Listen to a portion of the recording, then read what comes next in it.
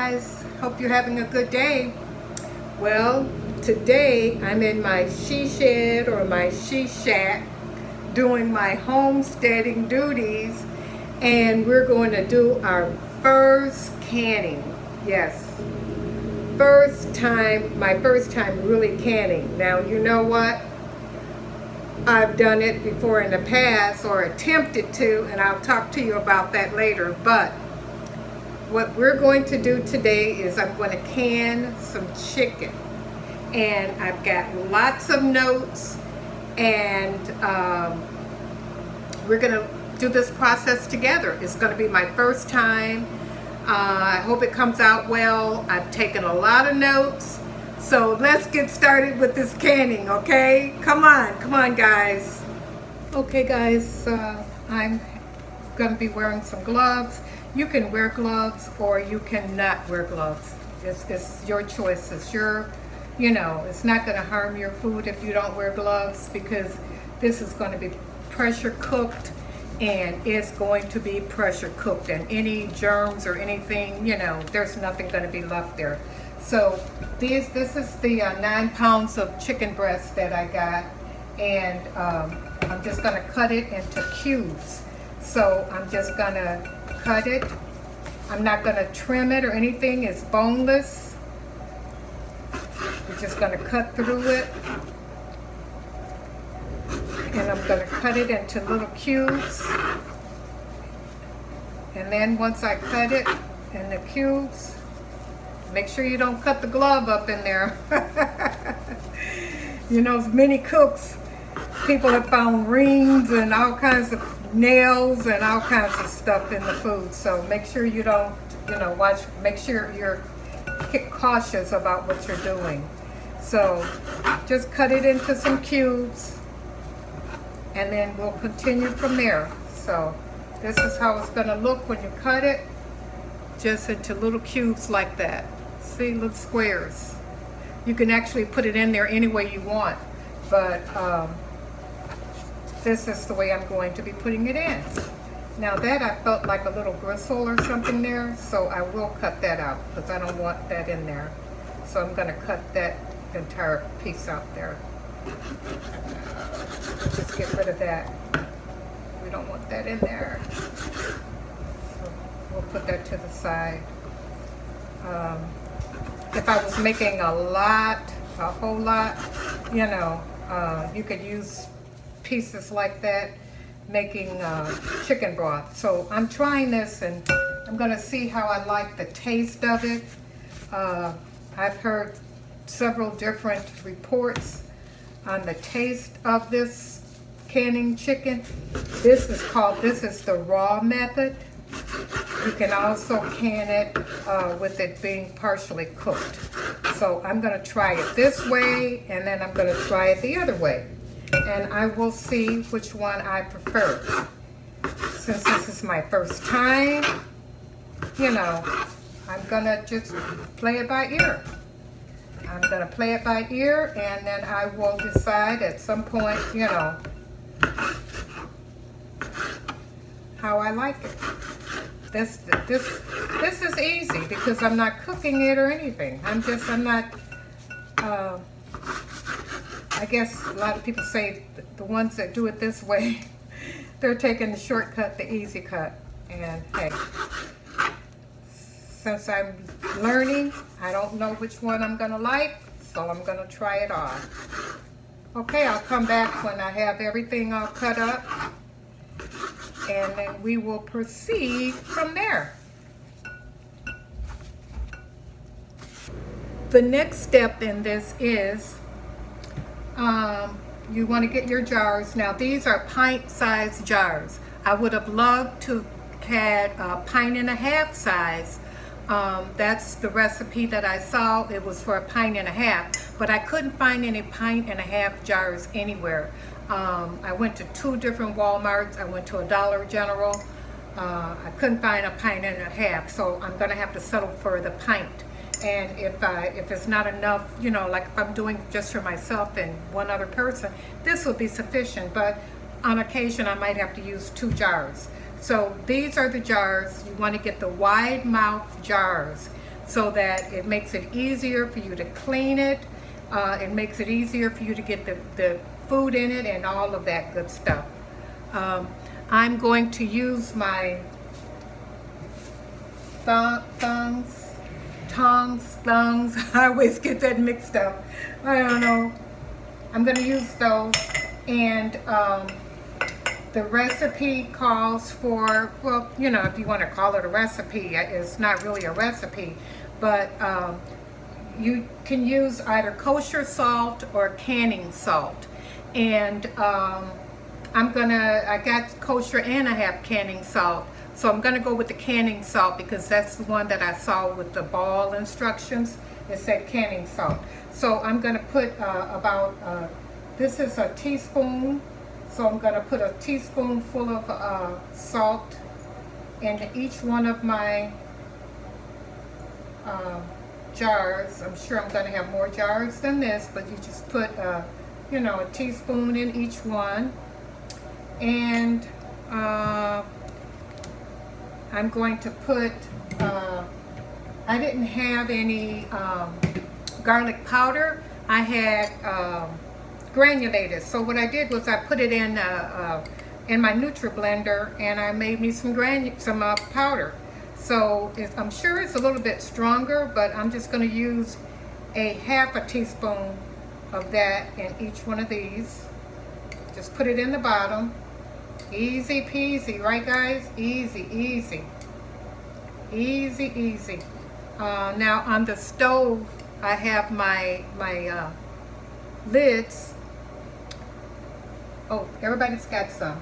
Okay, so let's wait on that. Now, the next step is these jars are cold. They're not hot because my chicken is cold. It's not heated, it's not cooked, so I'm putting them in cold jars. Cold goes into cold. The water in my canner is cold water. So I'm going to put this on, and we will take the one at a time. Let me move these to the side, and we'll get started. We're almost done. Very easy. So we're going to take our chicken, and we're just going to put it in here. Just drop it in. Drop it in. We're going to leave a 1 inch space. 1 inch space. I don't think all that. Let's see. So I think I can get another couple of little pieces in here. Okay, so a way that you can tell that you're at 1 inch is this first ring here. That's 1 inch from here. The first ring here, that's an easy way to tell. So then what we're going to do, we're going to get our lid. So I use that, put the lid on. No, before I do that, I'm sorry. Okay, so once we get this in, the next step is you're going to use a little vinegar, and you are going to go around the rim of your jar. And while you're doing that, feel for any cracks or any abrasions or anything like that, because that will prevent your jar from sealing. So I went around that, and then you're going to take your debubbler and you're going to go around on the outside, all the way around the outside. And basically what we're doing here is we're getting the air bubbles out. We're getting all the air out. We're getting all that air out. And when I did that, guess what? It went down some. So I can probably get a couple of more pieces in here. Okay? So I could probably get a couple of more pieces in there. I don't want to pack it too tight. Now, with the cold processing or the raw processing, you it's not necessary to put any liquids, no liquids. This chicken is going to make its own liquid. So it's not necessary to put any liquids in there at all. So you just keep filling your jars.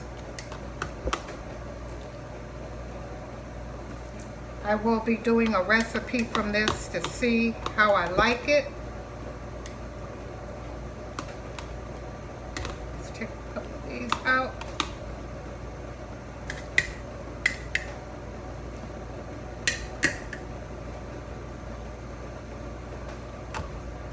Let's take our debubbler and go around and around and around. We want to get all the bubbles out. We want to go around, get the bubbles out. I could probably put another couple of pieces in here. When you use the debubbler, you'd be surprised at the air. So let's put a couple of more little pieces in here. Just right there. And then we're going to take our vinegar and we're going to go around the rim. And we're going to clean it very good, because if not, it will not seal. It won't seal. So I'm going to go ahead from here and okay, I have my lids are here, guys, and I put them in some hot water, because that helps loosen. I'll show you, that helps loosen the rubber around your and help you get a better seal. It just loosens it and helps you get a better seal. I'll show you what I'm talking about. Let's take one out. Okay.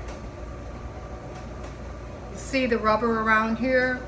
Now just warming it up a little bit is going, and keeping it warm is going to help loosen that up and give me a really nice seal. So we're going to put one on each one of these. And then the next step is we are going to put our band on. This is our lid. Our lid is on, and now we're going to put our band on. And you're just going to do it finger tight, and then kind of back up a little bit. Okay, so that's one already done right there. And we're going to do this.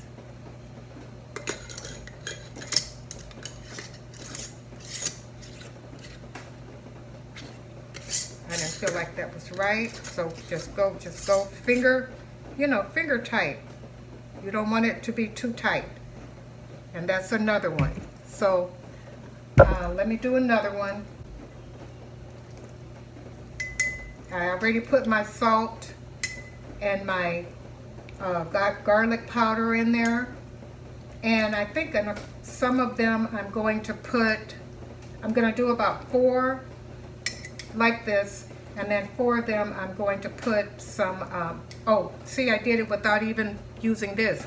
You can do that, but you're just going to have to make sure that you really, really clean that rim, because otherwise it's going to stick. You can do it without, using this. You don't necessarily have to. So let's get, there we go.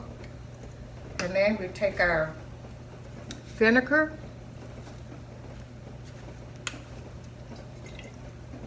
and we just go around that rim.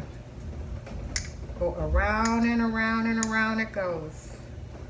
And I'm feeling to see if I feel any cracks or chips or anything like that. And I don't feel anything, so that's a good thing. Just go in here, get your lid, put your lid on, get your band,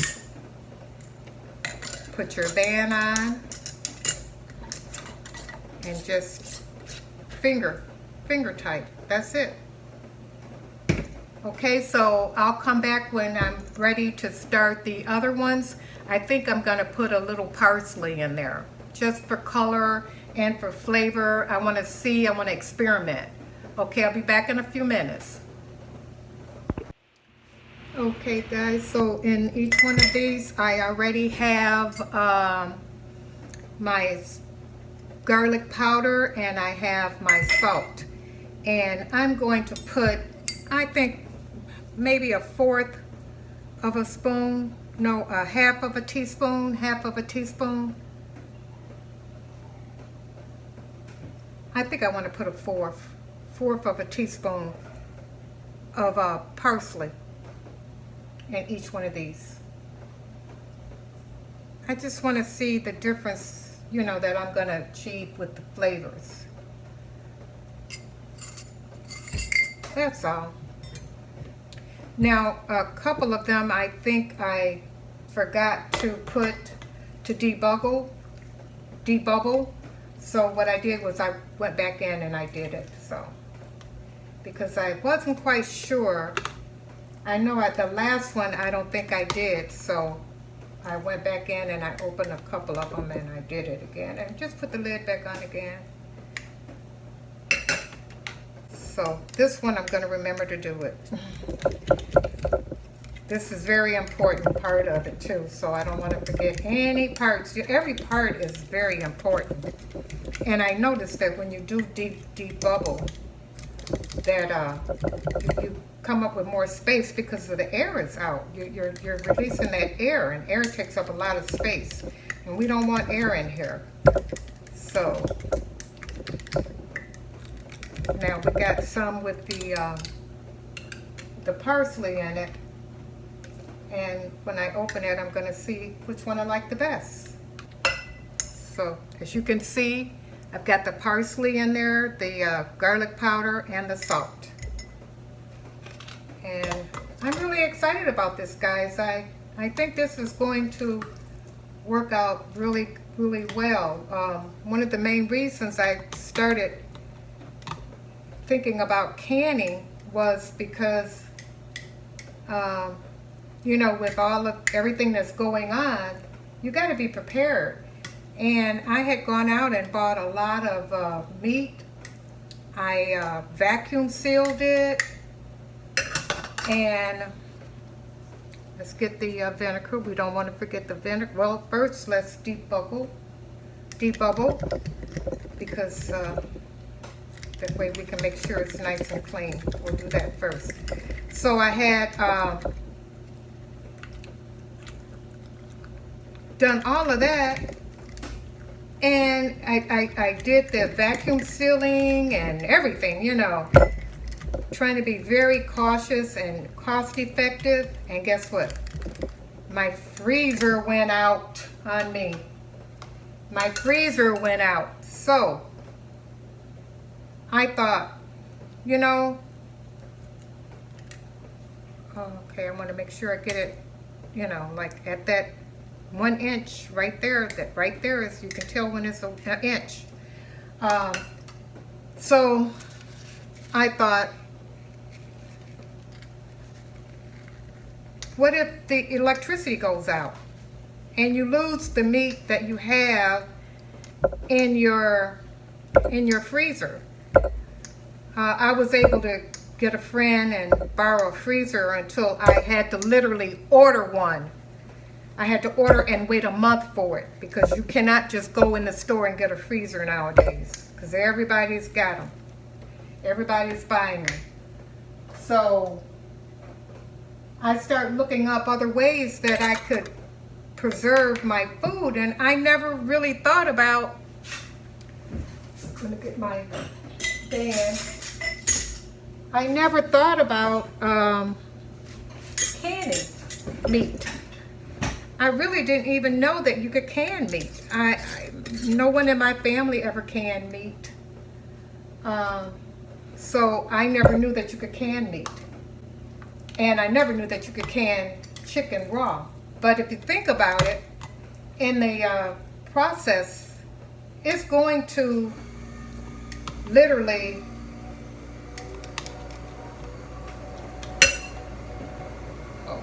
see, it's going to literally cook.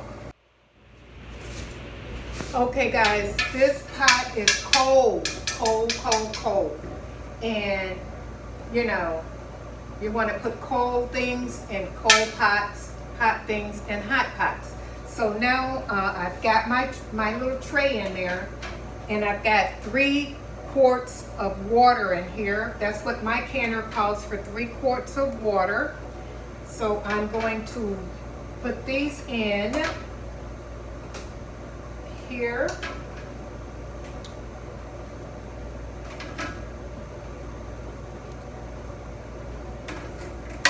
And guess what? It holds 8 pints. So I'm not gonna fuss with this one. I'll take this one and I'll cook this one, have it for lunch tomorrow, because I don't want to just put one jar on. I could fill water in some jars and put that up there, but we'll just go without that. I'll just have that for lunch. So now we're gonna put our lid on, and if you can see, it tells you right here. It says go that direction to close it and go that direction to open it. So we're gonna line it up, and on here, on our handles here, there's a V there. We're gonna line it up. V goes there. Okay, now close. We are going to slide it this way, and mine is still kind of tight because it's new, but it was tighter before I put that vegetable oil on there. Okay, so for my altitude, I want this to vent for, and this is the vent over here. It's a little piece coming out. That's the vent. I'm going to turn this on high, and I want it to, once it starts cooking and the pressure starts building up, I want it to vent for at least 10 minutes before I add my weight. At least 10 minutes before I add my weight. So, hear that thunder? So we're going to crank it up. Now this is a commercial stove, so I can get a lot going and get it going a little bit faster. So I'll come back when it starts venting, and I'll show you that process. Can you hear the sound, guys, coming out of there? And it's on 10 pounds. Now I have my 10-pound weight, and I'm just going to put it on top of here. Oops, it scared me. But that's the first time it scared the daylights out of me. But I put it on there, and it's going to hold it at 10. And then I'm going to turn it down. It don't have to be up so high. I'll turn it down some now, and I'll let this cook now for 75 minutes. Okay. Hold on a second. I want to talk to you guys about that.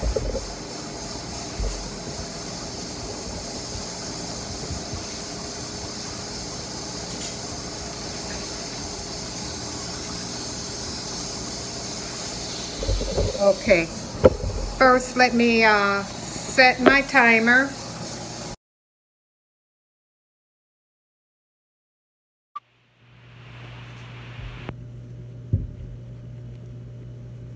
I have removed them from the canner, and I want to show you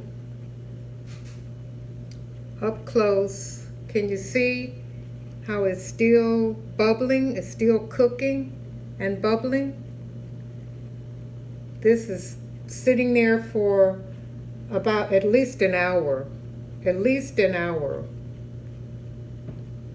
And it's still bubbling. Look at that. Can you see that? And it looks really good.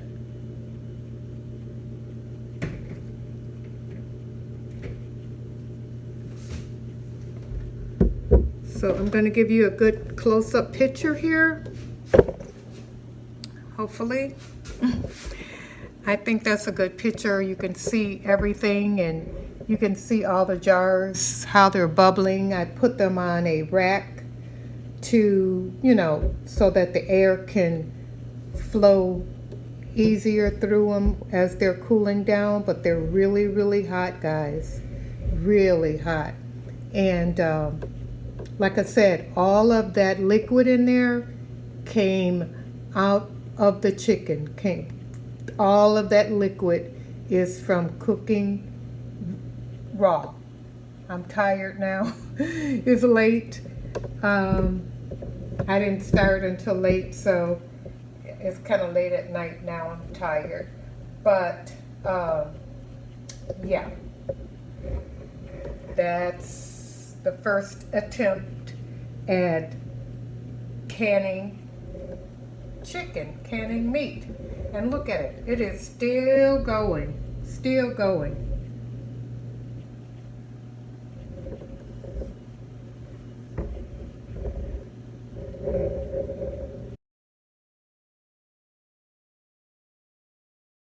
And it makes it easy peasy, makes it very easy to store. And you take this and just put this up on your shelf, and you're all set to go. Don't throw that box away. Hang on to that box.